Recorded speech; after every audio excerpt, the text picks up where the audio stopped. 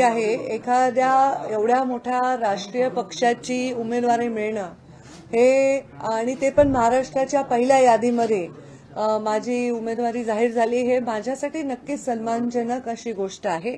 त्यामुळे माझ्या भावना याच्यामध्ये आभाराच्या नक्कीच आहेत. त्याचबरोबर थोडीशी संमिश्र भावना याच्यासाठी आहे, कारण 10 वर्ष प्रीतम मुंडे खासदार होत्या आणि त्या खासदार असताना मी राज्याचं राजकारण करत असताना आता एकदम केंद्राच्या राजकारणामध्ये तसं तर माझा आता प्रभारी आणि या रोलमध्ये थोडासा अनुभव झालेला आहे, तर एक थोडं नवीन झोनमध्ये जाण्याच्या संदर्भामध्ये थोडीशी मनामध्ये काय म्हणतात त्याला हुरूर नक्की वाटते किंवा धाकधूक नक्की वाटते. पण नवीन अनुभव आहे आणि नवीन अनुभवासाठी आम्ही नेहमीच तयार असतो. पण सातत्याने विधान परिषद निवडणूक असेल, राज्यसभेची निवडणूक असेल, तुमचं नाव चर्चेत असायचं, मात्र तिकीट कधी दिलं गेलं नाही. त्यावेळी मात्र थेट यादी आली आणि तुमचं नाव थेट आलेलं आहे. अपेक्षा होती तुमचे नाव या यादीमध्ये असू शकते किंवा लोकसभेला तुम्हाला संधी दिली जाईल?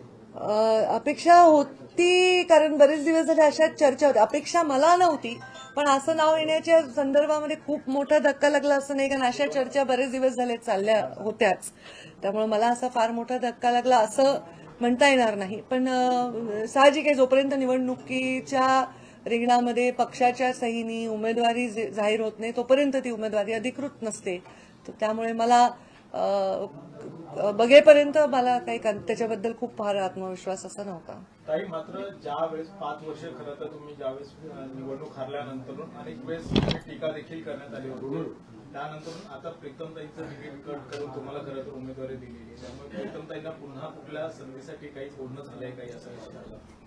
प्रीतमताई खरं तर मुंडे साहेबांच्या झाल्यानंतर त्यांचं एवढं छान डॉक्टरचं करिअर सोडून राजकारणात आल्या आणि 10 वर्ष संपूर्णपणे त्यांनी स्वतःला राजकारणामध्ये वाहून घेतलं.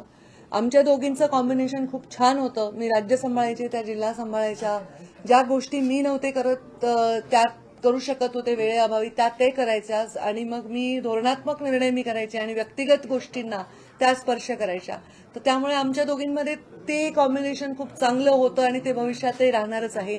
प्रीतमताई खासदार असताना मी 5 वर्ष घरी बसले आहे, आम्हाला तोही अनुभव आहे आणि आता मला असं वाटतं की तेवढा वेळ प्रीतमताईंना वाट बघावी लागणार नाही. मी जे शब्द जाहीररित्या सांगितला की प्रीतम मुंडेंना मी विस्थापित करणार नाही आणि त्या शब्दावर मी कायम आहे. याला जोडूनच एक प्रश्न आहे. सुधीर मुनगंटीवार ज्यावेळी बीडमध्ये आलेले होते त्यावेळी प्रीतमताईंना संबोधित करून म्हणाले होते की काय प्रीतमताई एक राज्यसभा खासदार, एक लोकसभा खासदार, असं काही चित्र येत्या काळामध्ये पाहायला मिळू शकतं का? आता याच्याबद्दल खरं तर मी भाष्य करणं अनुचित आहे. आतापर्यंत अनेक वेळा गेल्या 5 वर्षात किमान 10 विधान परिषदा, 10 खासदार राज्यसभा झाल्या असतील. त्या अनेक वेळा माझं नाव चर्चेमध्ये आलं होतं, पण तेव्हाही मी हेच म्हटलं की माझ्या हातात नाहीये, माझा निर्णय नाही, त्यामुळे त्याच्यावर आता भाष्य करणं अनुचित राहील. विधान केलं होतं की माझा राजकीय वनवास सुरू आहे, तर आता जी उमेदवारी मिळालेली आहे तर तुमचा राजकीय वनवास संपला असं म्हणायचं का? हे पण राजकारण हा एक फार मोठा खडतर प्रवास आहे, तर तो कायम असतो. म्हणजे पदावर असण्याने कमी खडतर असतो असं नाही.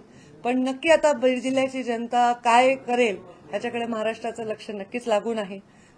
हा प्रवास कसा होतो ह्याच्याबद्दल मला पण स्वतःला उत्सुकता आहे, कारण प्रीतमताईंच्या लोकसभेच्या निवडणुकीत सुद्धा आम्ही प्रचंड संघर्षाने ती निवडणूक जिंकलो होतो. माझ्या निवडणुकीचं तर आपल्या सर्वांना सगळं परिचित आहेच आहे. तर मग आता मी पण उत्सुक आहे की या निवडणुकीमध्ये काय परिस्थिती निर्माण होते आणि निवडणुका लढणं त्यातल्या त्यात म्हणजे दुसऱ्यांसाठी लढणं हा अनुभव माझ्यासाठी वेगळा राहिलेला आहे. आता स्वतःसाठी उमेदवारी मिळाल्यानंतर वेगळ्या पद्धतीने विचार करावा लागेल.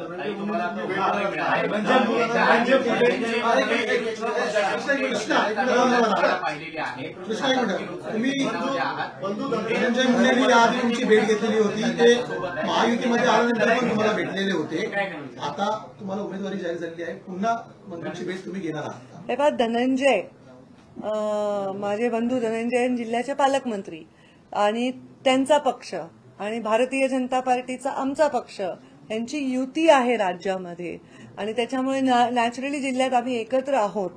आमच्या युतीनंतर माझ्या मतदारसंघावर जे प्रश्नचिन्ह निर्माण झालं त्याच्यानंतर आता परत मला लोकसभा मिळाली, तर मला असं वाटतं की त्यांच्या येण्याने जेवढ्या मतांनी प्रीतमताई निवडून आल्या होत्या त्यापेक्षा अधिक मतांनी निवडून येण्यासाठी त्यांचं नक्कीच योगदान मिळेल. भरपूर संवाद, आमचे संवाद आता खूप झाले जास्त. आम्ही रोज बोलतो. हे पहा, ते भाजपच्या श्रेष्ठींची उमेदवारी आहे, त्यामुळे असं काही प्रश्नच चुकीचा आहे तुमचा. ताई मात्र ते मन की बात तुम्हाला कशी सांगणार?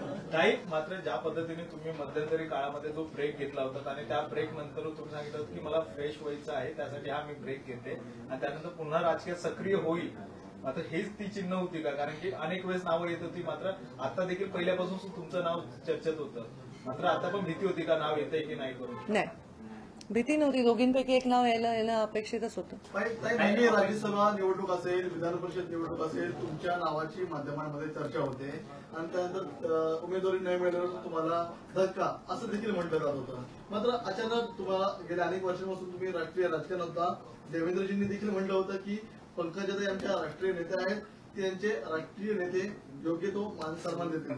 तुम्हाला या उमेदवारीमुळे तुम्हाला वाटते का पक्षाने तुमचा योग्य तो मान सन्मान राखला गेला?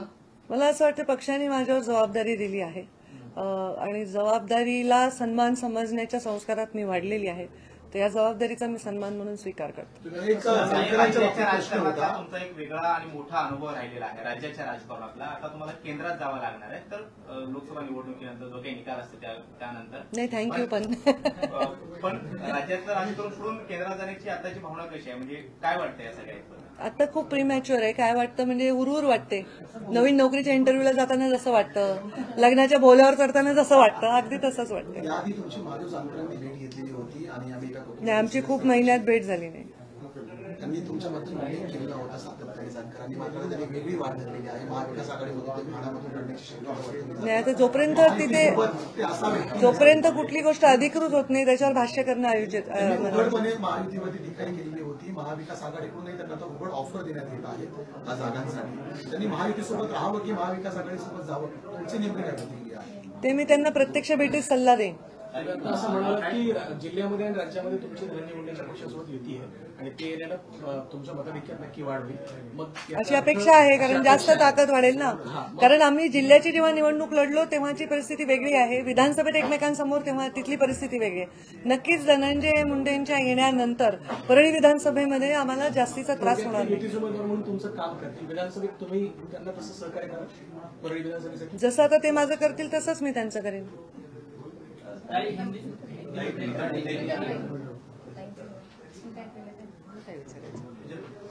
घ्या, प्रीतम बोलला.